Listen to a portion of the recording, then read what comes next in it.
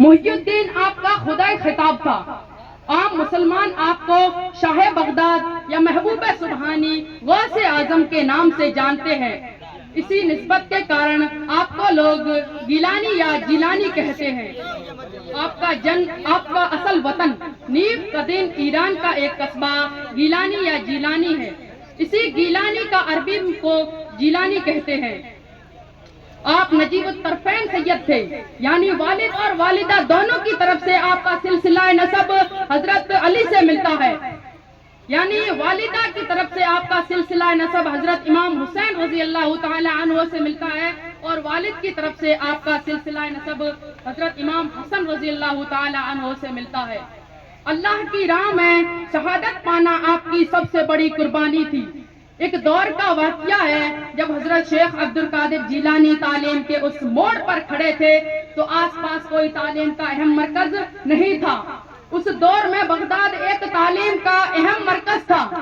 Baghdad کا سفر بہت طویل تھا، کئی کٹھنائیوں کا سامنا کرنا پڑتا تھا. سفر کے دوران کئی ڈاکوؤں، جنگلی جانوروں کا سامنا کرنا پڑتا تھا. یہ پتہ ہونے کے باوجود بھی ان کی والدہ نے انہیں قافلے کے ساتھ بغداد بھیجنے کا فیصلہ کیا اور تیار کرنے کے بعد سفر کرنے کے لیے ان کے کپڑے میں 40 اشرفیوں کی تھیلی سی کے دی اور ساتھ میں نصیحت کی کہ بیٹا کچھ بھی ہو جائے ہمیشہ سچ بولنا، جھوٹ کبھی مت بولنا. یہ وصیت کر کے انہیں قافلے کے ساتھ روانہ کر دیا. ابھی سفر میں ہی تھے کہ ڈاکوؤں سے سامنا ہو گیا. ڈاکوؤں نے پورے قافلے کو لوٹ لیا. جب باری اس چھوٹے سے بچے یعنی غوث پاک کی آئی تو انہوں نے پوچھا، بتا بچے تیرے پاس کیا ہے؟ تو غوث پاک نے جواب دیا کہ میرے پاس 40 اشرفیوں کی تھیلی ہے. تو انہوں نے یقین نہیں کیا کہ ایک بچے کے پاس 40 اشرفیوں کی تھیلی کیسے ہو سکتی ہے. تو وہ اپنے بڑے سردار کے پاس گئے اور کہا کہ سردار، ایک بچہ ہے جو کہہ رہا ہے میرے پاس 40 اشرفیوں کی تھیلی ہے. تو ان کے بڑے سردار نے اس چھوٹے بچے کو بلایا اور کہا کہ بتا بچے تیرے پاس کیا ہے؟ تو غوث پاک نے جواب دیا کہ میرے پاس 40 اشرفیوں کی تھیلی ہے.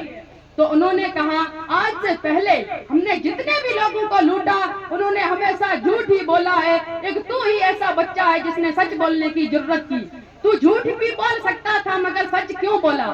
تو حضرت شیخ عبد القادر جیلانی نے بڑا پیارا سا جواب دیا کہ مجھے میری والدہ نے قافلے کے ساتھ بھیجنے سے پہلے یہ نصیحت کی تھی کہ بیٹا کچھ بھی ہو جائے ہمیشہ سچ بولنا، جھوٹ کبھی مت بولنا، اور میں اپنی والدہ کی بات کو کبھی ٹال نہیں سکتا.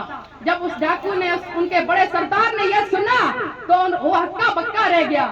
انہوں نے اپنے ساتھیوں کو بلایا کہ آج کے بعد ہم توبہ کریں گے، کبھی چوری ڈکیتی نہیں کریں گے.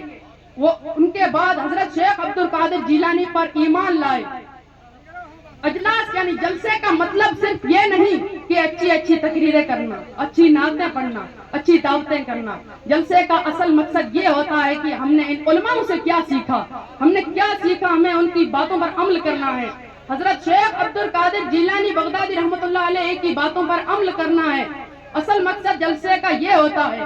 حضرت شیخ عبد القادر جیلانی نے فرمایا، جو مسلمان بے نمازی ہے انہیں مسلمانوں کی قبرستان میں مت دفناؤ. یعنی کہنے کا مطلب سیدھا سا یہی ہے، جو مسلمان نماز نہیں پڑھتا وہ مسلمانوں کی قبرستانوں میں دفنانے کے قابل نہیں. ہمیں چاہیے کہ ہم اسلام کے 5 ارکانوں پر عمل کریں. کلمہ ہے توحید، نماز، روزہ، حج، زکوٰۃ. ان 5 ارکانوں پر جب ہم عمل کریں گے تبھی ہماری آخرت و دنیا دونوں سدھرے گی. آج بیٹھے علماء اور آپ نوجوان ساتھیوں اور بزرگوں سے میں یہ اپیل کرتا ہوں کہ آپ فلسطین کے مظلوموں کے لیے دعا کریں. جو بھی پھنسے ہوئے ہیں ان پر ظلم ہو رہا ہے، معصوم بچوں کو مارا جا رہا ہے، خواتین کو مارا جا رہا ہے، بزرگوں کو مارا جا رہا ہے. وہ چاہے تو پیچھے بھی ہٹ سکتے ہیں مگر ان معصوم بچوں، ان خواتین، ان بزرگوں نے ٹھانا ہے کہ ہم مسجد الاقصیٰ کو آزاد کرائیں گے. یہی مسجد الاقصیٰ جس کا ذکر قرآن مجید میں بھی ہے، یہی مسجد الاقصیٰ جہاں پر حشر کا میدان ہوگا، یہی مسجد الاقصیٰ جہاں قیامت کے بعد حساب کتاب ہوگا. اسی مسجد